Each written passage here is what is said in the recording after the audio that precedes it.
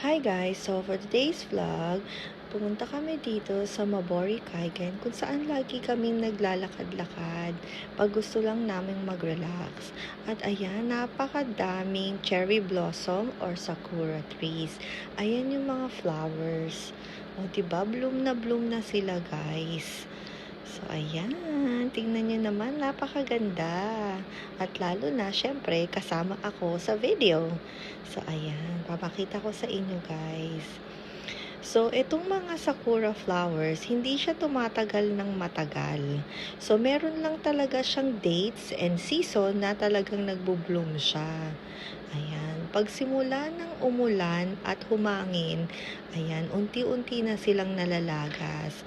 Kaya nga, pag namumulaklak na siya, guys, talagang magti-take advantage kang yan, mag-picture, mag-video, ayan, sa ilalim ng sakura or cherry blossom. Ayan. So, tingnan nyo naman, napakaganda, diba guys? So, ayan, napakadami niya. So, ilang puno ito, guys? Ayan. Alright, guys. So, dito muna. Thank you guys for watching. Bye-bye!